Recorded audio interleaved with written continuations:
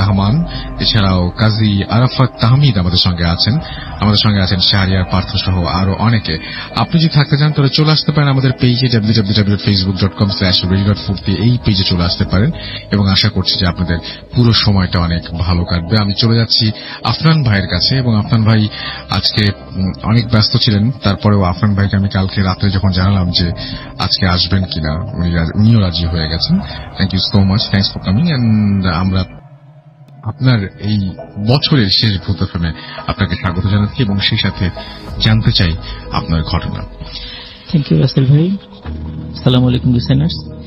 তো আজকে যে ঘটনাটা আমি শেয়ার করতে চাই, প্রথমে বলে নিতে চাই রাসেল ভাই, আসলে অনেক সময় তো অনেক ঘটনা বলে ফেলি অনেক আগে থেকেই, তো আমার ঠিক মনে পড়ছে না আজকে যে ঘটনাটি বলবো যে এর আগে আমি এটা শেয়ার করেছি কিনা, তবে আমার যতদূর মনে পড়ে আমি এটা করিনি। এবার আমি নিয়ে এসেছিলাম, হয়তো সময়ের অভাবে করা হয়নি। তো সেই ঘটনাটি আজকে আমি শেয়ার করতে যাচ্ছি। তো আসলে ভাই, আমি 2016 সালের ফার্স্টের দিকে মানে উত্তরবঙ্গের একটি জেলায়, মানে রংপুরে যাই একটা সেমিনার নিতে। ওখানে যে প্রতিষ্ঠান থেকে আমাকে নিয়ে যাওয়া হয়েছিল, তো সেই প্রতিষ্ঠানে ওই সেমিনার তো 3 দিন ব্যাপী একটা সেমিনার ছিল। তো দ্বিতীয় দিন আমি ওখানকার যে ম্যানেজার আছে তার সাথে কথা প্রসঙ্গে জিজ্ঞেস করলাম যে তোমাদের এখানে কোনো হন্টেড প্লেস বা এরকম কিছু আছে কিনা। তো সে আমাকে একটা ঘটনার কথা বললো রাসেল ভাই। আমি সঙ্গত কারণে মানে প্রতিষ্ঠানটার নাম বলতে পারছি না, এই জন্য আমি দুঃখিত, কারণ এটা আসলে বলাটা ঠিক হবে না।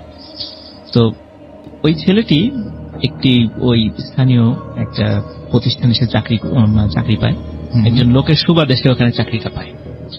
ওখানে তার ডে শিফটেও ডিউটি ছিল, নাইট শিফটেও ডিউটি ছিল, বেশ নাম করা একটা প্রতিষ্ঠান ওখানে। তো একদিন নাইট শিফটে ডিউটি করার সময় সে তার ওয়াশরুমে যাওয়ার প্রয়োজন হয়।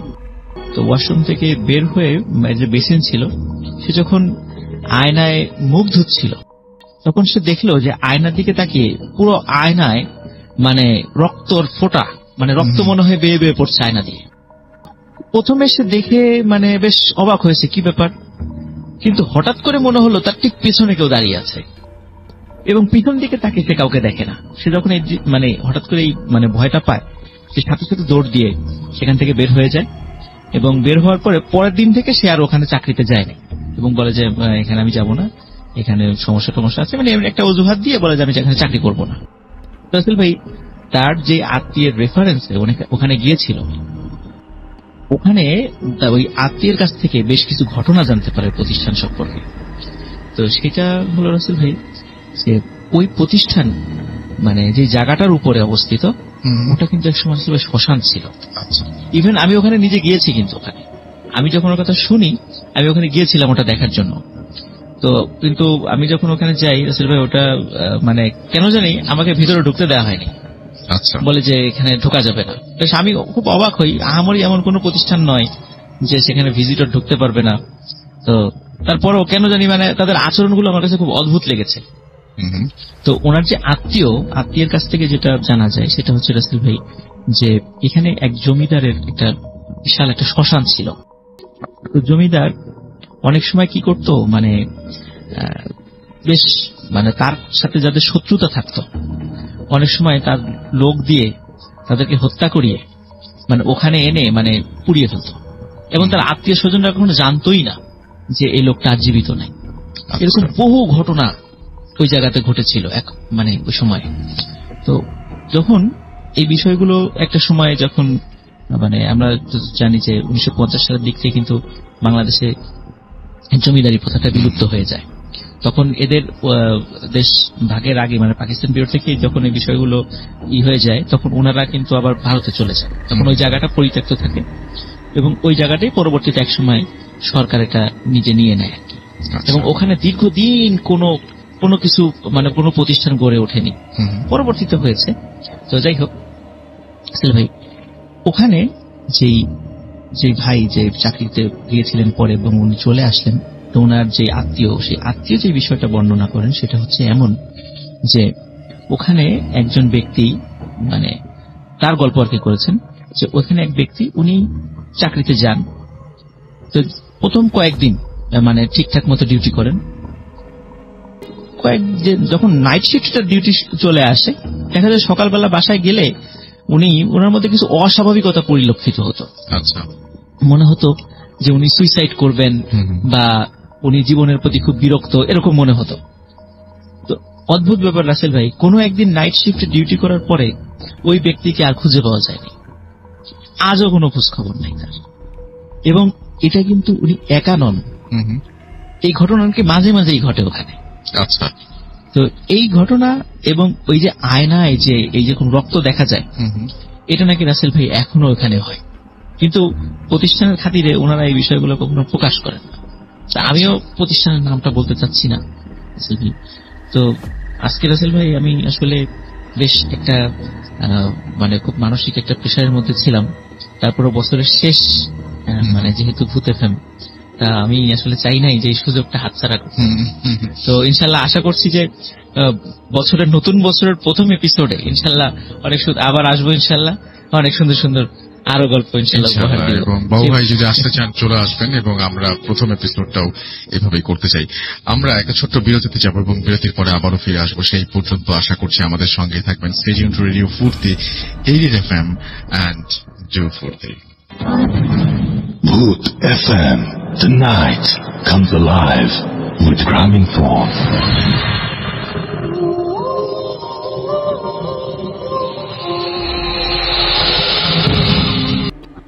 এখন ওনারা ওই বাসায় যে পরে ওঠেন আর কি। তো ওই বাসায় যে ওঠার পরে যখন নাকি রুম খুলেন তখনই দেখছিলেন যে বাসার অবস্থা খুবই বিদিকিচ্ছিরি অবস্থা, মানে মাকড়সার জাল টাল হয়ে অনেক যাই হোক, ওনারা দুই ভাই এবং আশপাশ থেকে একটা মানে বুয়া টাইপের এনে বাসাটাকে পরিষ্কার করে ওনারা দুইজন ওখানে উঠেন আর কি, দুই ভাই।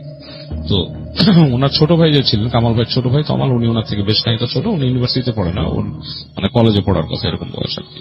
তো যাই হোক, ওনারা যখন উঠেন পরিষ্কার পরিচ্ছন্ন করে ওই বাসাটায়, তো প্রথম দিন থেকেই কিছু একটা সমস্যা ওনারা ফিল করতে থাকেন, যেটা হচ্ছে যে রাত্রেবেলা হলেই মনে হয় রাত্রে 9টা-10টার পর থেকেই কেউ একজন ঘুম ঘুম করে কাটতেছে বাসার পিছন থেকে। তো ওনারা মনে করে যে এগুলো ডেন্সড এরিয়া, পিছনে কোনো বাড়ির গুড়ি টুড়ি কাটতেছে, এরকম একটা উনি ফিল করে আর কি, মনে করে যেরকম। এরকম দু একদিন যাওয়ার পরে একদিন ওনারা শুয়ে থাকার পরে ওই কামাল ভাই শুয়ে আছে আর কি, উনি দেখতেছে যে ওনাদের যে রুমটা, ওই পাশের যে কর্নারের রুমটা, রাত্রেবেলা অন্ধকার, তখন একদম অন্ধকার হয়ে গেছে, শুধু রাস্তার মধ্যে কিছু আর কি আপনার রিক্সার বেল টেল এরকম শোনা যায় আর কি। তো দেখতেছে হঠাৎ করে যে ঠিক ওই পায়ের কাছ দিয়ে আর কি, উনি যে শুয়েছেন খাটের কাছে, ওই পায়ের কাছ দিয়ে কেউ একজন আসতেছে, এবং মনে হচ্ছে যে পূজা, মানে লাইক মানে একটা মানুষ বয়সের ভারে যেরকম নুয়ে যায় সেরকম একটা পুজো মানুষ আসতেছে। এবং উঠলে মানে যখন উনি একটু একটা করে পা ফেলতেছে তখন পিঠটা উঁচু হয়ে যাচ্ছে, আবার যখন নাকি পাটা ফেলে দিচ্ছে তখন নিচু হয়ে যাচ্ছে। তো উনি পায়ের কাছ থেকে হচ্ছে ধরফড় করেই প্রায় উঠে বসছে বিছনার মধ্যে। আচ্ছা, উঠে তাকায় দেখতেছে যে একটা বুড়া মানুষের মতো অবয়ব, পুজো এরকম করে করে আসতেছে, আস্তে আস্তে এই রুম থেকে ওই রুমে চলে গেল। এখন ওই রুমে যেই দেখতেছে উনি কান্নার শব্দটা শুরু হয়েছে ঠিক ওনার পাশের রুম থেকে, হু হু করে কান্না শুরু করে। আচ্ছা, হ্যাঁ, মানে একটা বুড়া মানুষের যেরকম নাকি কান্না এই টাইপের। তো ওনার সব গায়ের রুম দাঁড়ায় গেছে, এবং ওনার পাশের রুমটাতে কিন্তু ওনার ভাই থাকতো, যে অন্য ছোট ভাই যে তমাল। উনি অনেকক্ষণ কিছুক্ষণ শোনার পর উনি আস্তে করে বিছানা থেকে নামছে, নেমে পাশের রুমে গেছে, যে দেখছে কেউ নাই, কিন্তু বুঝতেছে যে ওনার ভাইটা আছে, এবং সে যে জাগা এই ফিলিংসটা উনি পাচ্ছে যে ওনার ভাই জেগে আছে। এবং উনি তাকায় ডাক দেয়, তমাল তমাল, দেখে কোনো শব্দ নেই, হ্যাঁ, গড়গড় করছে। তো উনি করে কি, লাইটটা জ্বালায়, দেখে ওনার ভাই খাটের কোনার মধ্যে জুজুথুবু হয়ে বসে আছে, এবং ওনার দিকে এক দৃষ্টিতে তাকায় আছে, এবং ঘড় ঘড় করে একটা শব্দ করতেছে, মানে তার ভেতর থেকে ঘড় শব্দ বেরোতেছে।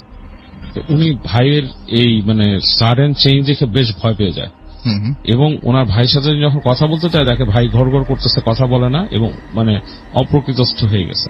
আচ্ছা, এবং এক পর্যায়ে দেখে যে ভাইয়ের মুখটা উনি ভাইকে অনেক করার চেষ্টা করে, মাথার মধ্যে পানি টানি দিয়ে ইটি করে সোজা করার চেষ্টা করে, দেখে এক সময় শরীর খিচকে গেছে পুরো।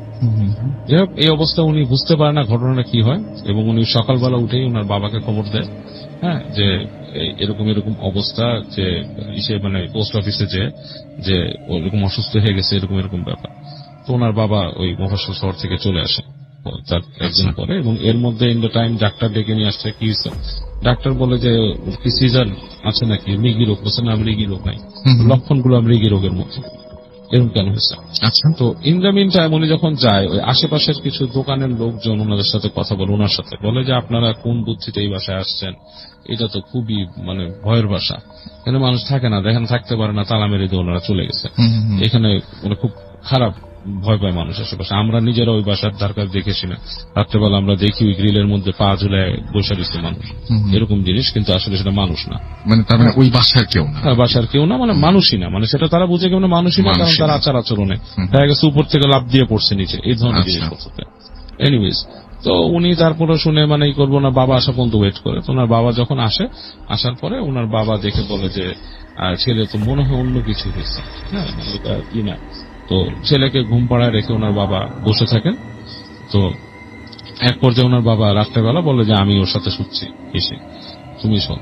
তো ওই কামাল ভাই ওনার রুমে এসে ওনার বাবা ওনার ভাইকে নিয়ে এসে, অসুস্থ ভাই, এবং সে কিন্তু এখনো ফুল সেন্সে একবারও আসেনি। আচ্ছা, ঠিক আছে, লাইক ঘুমাচ্ছেই সে, এরকম একটা অবস্থা। তো যখন শুয়ে আছে, এরকম রাত হয়েছে, রাত্রে মানে যার যখন ঘুমিয়েছে, হঠাৎ করে উনি শব্দ পায় যে ওনার যে রুমের দরজাটা ধাপ করে মানে কেউ একটা ধাক্কা দিয়ে খুলে দেয়, এবং ওনার আব্বা চিল্লায় উঠে বসতে, কে কে কে। এর মধ্যে দেখে যে ওনার ভাই ওখানে পাগলামি শুরু করে দিচ্ছে, সে সেন্সে আসছে, পাগলামি প্রলাপ বকতেছে, এইটা বলতেছে, গায়ের জোর ওনার আব্বা আটকায় রাখতে পারতেছে না।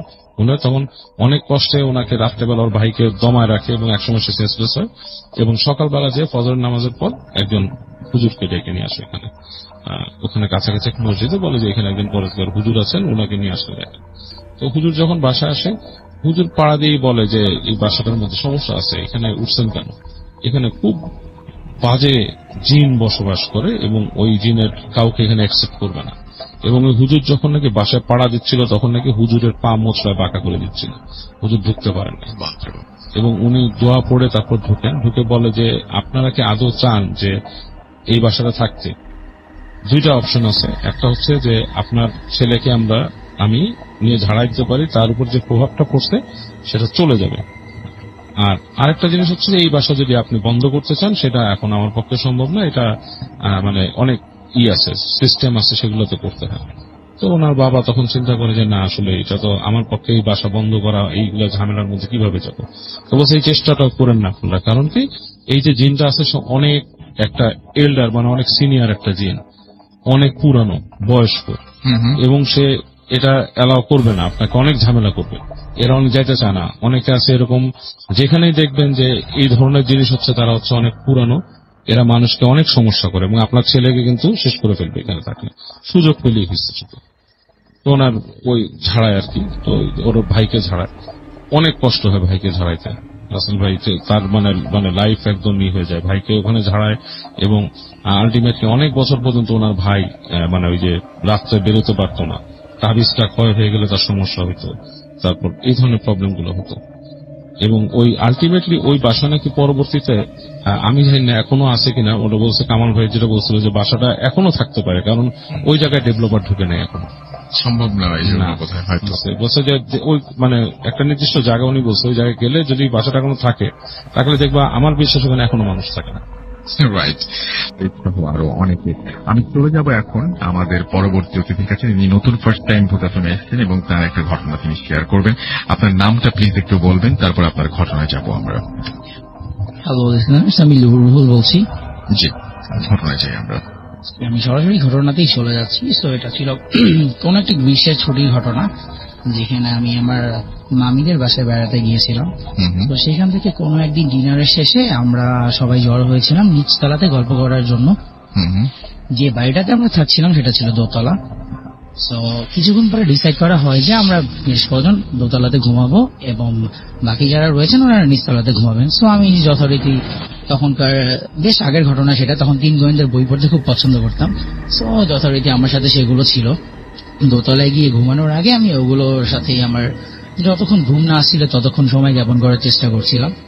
কিছুক্ষণ পরে আমি একটু উদ্ভট আওয়াজ পেতে থাকি, লাইক টিনের মধ্যে শব্দ হচ্ছে, বা নিচে কেউ দাবাদাবি করছে, বা এরকম একটা বিরক্তিকর ভাবে চিল্লাচিল্লি করছে। তো তখন আমি দেখতে পাই যে নিচতলার সামনের রুমে আলো দেওয়ার জন্য যে লাইটটা, ওটা ঠিক যেখানে লাগানো, ওই ফাঁকা দিকটা থেকে দোতলা দিয়ে তাকানো যায় নিচতলার দিকে, এবং নিচতলার যে প্রথম রুমটি ওটা সরাসরি দেখা যায়। আচ্ছা, তার ঠিক 2 মিনিট পর আমি খেয়াল করলাম যে আমার মা রয়েছিলেন, সাথে আমার নানু ছিলেন। তো ওনারা ওখানে জড়ো হয়েছেন এবং ওই দিক থেকে নিচতলায় কি ঘটছে সেটা দেখার চেষ্টা করছেন। প্রথমে আমি ওনাদের সাথে সংযুক্ত হবার চেষ্টা করলেও ওনারা আমাকে ফার্স্টে নিষেধ করেন যে না, তোমার এখানে দেখা লাগবে না, তুমি ঘুমিয়ে পড়ো, এখানে কিছুই হচ্ছে না। তো তারপর জোরাজোরি করাতে একটা সময় আমি ওখান দিয়ে দেখতে পাই নিচতলার সামনের রুমে ছিল আমার মামার ছোট ছেলে, আর সাথে ছিল আমার মামির ভাই। তো ওরা একসাথে শোয়ার প্রিপারেশন নিচ্ছিল, এবং এর মধ্যে হয়তো কোনো সমস্যার কারণে মামি যে ভাই ছিলেন উনি ঘুমাতে পারছিলেন না, বা উনি অনেক সমস্যা করছিলেন সামনের রুমে, যেটার জন্য ওনার যে মা ছিলেন উনি অনেক জোরে অনেক লাউডলি দোয়া পড়ছিলেন এবং খুব দ্রুত, যেটা দেখে মানে ওখান থেকে আমি যতটুকু দেখতে পাচ্ছিলাম উনি অনেকটা ভীত হয়ে ওনাকে শান্ত করার চেষ্টা করছিলেন। অপরদিকে যার কথা আমি বলছি ওনার মধ্যে আমি যেটা তখন দেখতে পাই সেটা খুবই অদ্ভুত ছিল, এবং বর্ণনা করাটা হয়তো কিছুটা কঠিন হবে। সেটা ছিল যে একটা সাধারণ মানুষের পক্ষে তার শরীরে শক্তি দিয়ে কোনো কিছু নাড়ানো, কোনো কিছু ভেঙে ফেলা, ওটা যতটা কঠিন হয় ওই সময় হয়তো তার কাছে সেটা অতটা কঠিন ছিল না। সো প্রথমে আমি যেটা বলতে যাচ্ছি সেটা হলো উনি যেখানে ছিলেন, যেখানে ওনার ঘুমানোর কথা, তার থেকে 5-6 হাত দূরে তাদের খাবারের টেবিলটা ছিল, সেটা ছিল শক্ত কাঠের, সেই পুরোনো দিনের বানানো একটি টেবিল, যথেষ্ট মজবুত, এবং এটা সহজেই হয়তো 5-6 জন মিলে চেষ্টা করলে অত সহজে ভেঙে ফেলা যাবে না। প্রথমেই উনি যে কাজটা করলেন সেটাই আমাকে আজও পর্যন্ত সেই ঘটনাটা মনে রাখতে বাধ্য করেছেন। সেটা হলো তিনি ওনার সামান্য একটি হাত ডান হাতের সাহায্যে টেবিলটা উল্টিয়ে ফেললেন এবং ফেলে দিলেন আপনার বাকাত করে। টেবিলটা তখন খাড়া অবস্থায় ছিল এবং তিনি তখন ওটাকে ওনার শারীরিক অঙ্গভঙ্গি দিয়ে চেষ্টা করছিলেন যে কোনো ওটাকে যাতে ভেঙে ফেলা যায়।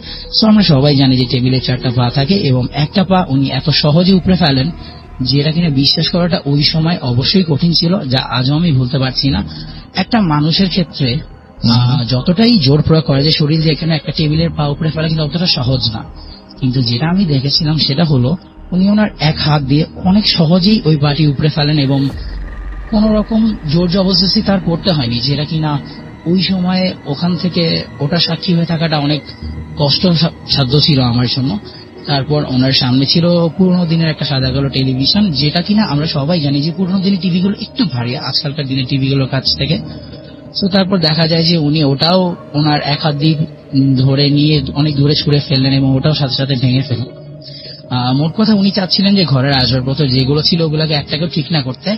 অপরদিকে ওনার মা তখনও খুব জোরে জোরে ভীতভাবে জোরালো কণ্ঠে জোরে জোরে দোয়া পড়ছিলেন, যদিও তেমন কোনো এটার আচরণ ওনার উপর পড়ছিল না বা কোনো পরিবর্তন আসছিল না। এবং কিছুক্ষণ পরে পাশের রুমে যেই ওনাদের কাছে জিনিসপত্র যে শোকেসটা ছিল উনি ওটাকেও ভাঙার চেষ্টা করলেন, হাত দিয়ে বাড়ি দিচ্ছিলেন, কিছুক্ষণ পর ওটাকে টান দিয়ে ফেলে দিলেন এবং ওটার সামনের দিকে যে কাঁচের গ্লাসগুলো ছিল ওগুলো বিকট শব্দে ভেঙে গেল, পড়ে গেল নিচের দিকে, কিন্তু কোনো কিছুতেই যেন তাকে ঠান্ডা করা যাচ্ছিল না। তো হঠাৎ কিছুক্ষণ পরে আমরা লক্ষ্য করলাম আমরা এরই মধ্যে ওপরে যারা ছিল এর মধ্যে 2-1 জন নিচে চলে এসেছে কৌতূহল বশত বা ঘটনাটা সামনের থেকে দেখার জন্য, কারণ ওখানে আমাদের সাথে আমাদের ছোট ছোট কাজিনরাও ছিল, সবাই অনেকটা ভীত হয়েছিল। আর এই কাহিনীটার বা যে ঘটনাটা আমি বলছি এটার জন্য অবশ্যই কেউ প্রস্তুত ছিল না। তো কিছুক্ষণ পরে ওনার মা যখন অনেক দোয়া পড়ছিলেন এবং উনি অনেক একটা দুঃসাহসের পরিচয় দেন, সেটা হলো উনি দোয়া পড়তে পড়তে পড়তে পড়তে যে শোকেসটা উনি ভেঙে ফেলেছেন ওটার সামনে গিয়ে ওনার কাঁধে হাত দিয়ে আরো জোরে অন্যান্য দোয়াগুলো পড়তে থাকেন, যেগুলো উনি হয়তো বা সবসময় এই ব্যাপারটা অভ্যস্ত। ওখানে যতগুলো মানুষ আমরা ছিলাম ওর মধ্যে শুধুমাত্র ওনার মাকে দেখে মনে হচ্ছে উনি ঘটনাটার সাথে কেমন যেন একটা অভ্যস্ত। হ্যাঁ, ওনার কাজগুলো দেখে মনে হচ্ছে যে উনি একটু নার্ভাস, বাট মনে হচ্ছে যে না, এটাই ওনার দৈনন্দিন জীবনেরই একটা অংশ এবং প্রত্যেকটা সময় ধরে উনি এই কাজগুলোই করে আসছেন, এভাবেই ওনাকে মেনটেন করে আসছেন। তো একটা সময় গিয়ে দেখা গেল যে যার কথা আমি বললাম উনি ঠান্ডা হয়ে নীরব হয়ে একটা জায়গায় স্থির হয়ে প্রায় 2 থেকে 3 মিনিটের মতো দাঁড়িয়ে আছেন, নড়ছেন না, কোনো কথাও বলছেন না বা কোনো কিছুই করছে না, বা কোনো একটু আগে যেই মানুষটা এত আসবাবপত্র ভাঙচুর করছিল বা বাড়ির সবাইকে ভীত করতে যাওয়ার 1 সেকেন্ডও সময় লাগেনি, সেই প্রায় 2-3 মিনিট ধরে নীরব হয়ে দাঁড়িয়ে আছে। তার কিছুক্ষণ পরে ওনাকে আস্তে আস্তে করে ধরে টেনে আনা হলো বিছানার দিকে। একটা কথা বলে রাখা ভালো, ওই বিছানাতেই আমার কাজিন ঘুমাচ্ছিল, আমার মামার যে ছেলে আছে ও ঘুমিয়েছিল ওখানে। ও এইসব কাহিনীর কিছু টের পায়নি বা সেটা পেয়েছে কিনা ওটা হয়তো আমরা আজও বুঝতে পারিনি। ও ওর মতো ঘুমিয়েছিল, কোনো নড়াচড়া করেনি বা উঠে আমাদের সাথেও যোগ হয়নি। ওর পাশেই ওনাকে শোয়ানো হয় এবং শোয়ানোর কিছুক্ষণ পর থেকে আমরা যেটা শুনতে পাই বা অবশ্যই দেখছিলাম তো সেখানে, উনি কথা বলতে শুরু করেন, ওনার মায়ের সাথে কমিউনিকেট করতে শুরু করেন, কিন্তু ওনার যে প্রত্যেক দিনের যে কণ্ঠটা আমরা শুনে থাকি, এটা অবশ্যই আমাকে বলতে হবে যে কণ্ঠটা আমি ওই সময় শুনেছিলাম ওটা কিছুটা হলেও পরিবর্তন ছিল, কিছুটা গম্ভীর যদি বলি তাহলে খুব একটা ভুল বলা হবে না। তো সেক্ষেত্রে ওনার সাথে বিভিন্ন বিষয় নিয়ে দেখা যায়, এই যে কিছুক্ষণ আগে আমি বললাম যে ওনার মাকে দেখে বলেছিল ব্যাপারটার সাথে উনি খুবই অভ্যস্ত, এবং দেখা যায় যে উনি বিভিন্ন বিষয় ওনার সাথে আলাপ আলোচনা করতে শুরু করেন, এবং একটা সময় গিয়ে আমি যেটা দেখতে পেলাম যে আমাদের নিচ থেকে এমন একটা ইনস্ট্রাকশন দেওয়া হয় যে আমার নানু আছেন, আমার মা আছেন, আমার মামি ছিলেন, বড় মামি ছিলেন, ওনাদেরকে এভাবে ইনস্ট্রাকশন দেওয়া হয় যে যাতে ওরা ওনাদের কোনো প্রবলেম থাকলে বা কিছু থাকলে যাতে ওনার সাথে গিয়ে শেয়ার করে। তো আমি যখন কৌতূহল হয়ে, আমার পাশে মা ছিলেন, জানতে চাই যে মা কি প্রবলেম হচ্ছে, যে ওনাকে সবাই এইভাবে কেন জিজ্ঞেস করতে যাচ্ছে বা ওনার মধ্যে কি, তখন মা অনেকটা শান্ত কণ্ঠে আমাকে বলেন, তুমি এখানে কোনো প্রশ্ন করো না, ওনার মধ্যে জিন আছে, ওনার মধ্যে জিনের আচর আছে, আর যখন এই প্রবলেমটা হয় তখন উনি এরকম করেন, আর ওনার মা তো আছে ওনাকে শান্ত করার জন্য, তুমি কিন্তু নিচে যাও না ভুলো। সো মার এই কথা শুনে আমিও তো আর আদেশ অবশ্যই অমান্য করার কোনো উপায় ছিল না, বাট যেহেতু ঘটনাটা উপর থেকে আমি দেখতে পাচ্ছিলাম, সেই ক্ষেত্রে আমার হয়তো ওই ইচ্ছাটাও জেগে ওঠেনি যে আমি সামনে গিয়ে একবার দেখে আসি। তো একটা সময় যাওয়ার পর দেখলাম যে যখন আমার মাকে ডাকা হলো বা নিচে যেতে বলা হয়, তখন মা ওনার সামনে গিয়ে দাঁড়ালো এবং প্রথমেই ওনার মা ওনাকে বলেন যে এই মেয়েটার অনেক প্রবলেম আছে, বা আপনি যদি ওর সাথে একটু আপনার সাথে কথা বলার সুযোগ করে দেন তাহলে হয়তো ও সমস্যাগুলো বলতে পারবে এবং যথাসাধ্য সমাধান নিয়ে ও যেতে পারবে, এটা ওর জন্য খুব ভালো হয়। তো যার ঘটনাটা আমি বলছি, যার উপর জিনের আশ্রয় আছে সবাই বলেন, তিনি খুব অদ্ভুতভাবেই ওই সময় আমরা ঠিক যে বাসাটাতে থাকতাম, ঢাকার যে লোকেশনটাতে থাকতাম, ওই লোকেশনটা উল্লেখ করে একটা কথা বলেন, আর খুব দরাজ কণ্ঠে বলেন যে ওর তো ঘরে কোনো শত্রু নেই, একটু ভুল বলে ফেলেছি, ওর কথাটা বলেন যে ওর বাইরে তেমন সাবধানতার দরকার নেই, কারণ ওর বাইরে কোনো শত্রু নেই, শত্রুটা ঘরে। ব্যাপারটা ওই সময় আমরা যৌথ পরিবার নিয়ে থাকতাম এবং অনেকটা হাস্যকর এবং অনেকটা আক্রমণাত্মক বলা যায় যে কোনো পরিবারের দিকেই, যেটা কিনা ওই সময় সবাইকেই একটু ভরকা দেয় এবং তাদের মধ্যে আমিও একজন। আমিও একটু অবাক হই যে আমাদের, হ্যাঁ যদিও উনি আমার মামির ভাই ছিলেন, বাট হ্যাঁ একটা ভদ্রতার যে সম্পর্ক, হাই হ্যালো এতটুকুই ছিল, ওনাদের সাথে কোনো আমাদের ক্লোজ রিলেশন বা এরকম ছিল না যে কারণে উনি আমাদের বাসার অবস্থা, আমরা কোথায় থাকছি সবসময় বা কোথায় আছি, এই ব্যাপারগুলো জানতে পারবেন।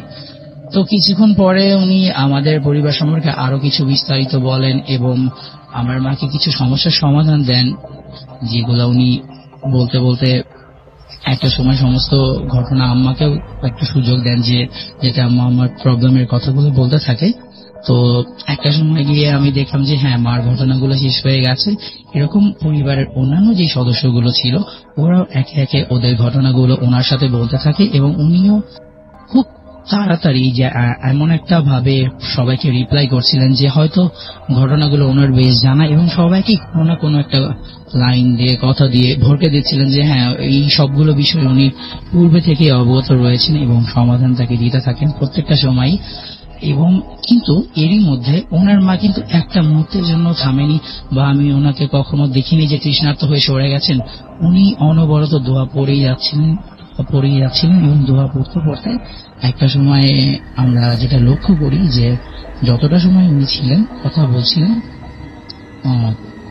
কথা বলতে বলতে একটা সময় একটু ব্রেক দেয় এবং উনি আমার যে আবারও আগের কথাটাই ফেরত আসি, আমার যে কাজিনটা ওনার পাশে শুয়েছিল ওনার যে ডান হাতটা ওটা আমার কাজিনের উপর উনি একটু ওনার মা একটু রাখতে শুরু করেন এবং তখন খুব অবাক করে যে এই জিনিসটা আমরা সবাই দেখতে পাই সেটা হলো আমার কাজিন, কিন্তু আমি আগেও বলছি এখনো বলছি, ঘুমিয়েছিল। ওর কোনোভাবেই ওটা লক্ষ্য করার কথা না বা কি হচ্ছিল ওটা সে আর খেয়াল করেনি, ও প্রত্যেকটা সময় ঘুমিয়েছিল। যখন হাতটা ওর উপর রাখা হয়, একটা ঘুমন্ত মানুষ হাত তার উপর পড়তেই পারে, এটা তার খেয়াল করার কথা না, কিন্তু সেক্ষেত্রে হাতটা খুব মনে হচ্ছিল যে একজন জাগ্রত মানুষের উপরে হাতটা রাখা হয় এবং হাতটা রাখা ঠিক সাথে সাথেই ওর হাত দিয়ে ওই হাতটাকে সাথে সাথে ঝটকা মেরে সরিয়ে দেয়, যেটা কিনা অনেক আমাদের সবার কাছে অদ্ভুত লাগে। এবং তার কিছুক্ষণ পরেই যখন সরিয়ে দেওয়া হয়, ওকে ওখান থেকে সরিয়ে আনা হয়, আমার কাজিনকে ওখান থেকে সরিয়ে ফেলা হয় সাথে সাথেই। এবং দোয়া পড়তে পড়তে একটা সময় আমরা দেখি যে হ্যাঁ, যার কথা আমি বলছিলাম, যার উপরে আসর আছেন, উনি চোখ খুলেন এবং আমাদের সাথে নর্মাল ভাবে কথা বলতে থাকেন যে বাড়ি যে আসবাবপত্রগুলো ভাঙচুর হয়েছে ওগুলো কিভাবে হয়েছে বা কিছু। এরপর আর আমরা সেই দিন রাতে আর কোনো অপ্রীতিকর ঘটনা দেখতে পাইনি। Thank you so much. আমরা একটা ছোট্ট বিরতিতে যাবো এবং বিরতির পরে আবারও ফিরে আসবো। সেই পর্যন্ত আমাদের সঙ্গে থাকবেন স্টে টিউনড রেডিও ফুর্তি FM and do ফুর্তি FM. Tonight comes alive with Gramming Form.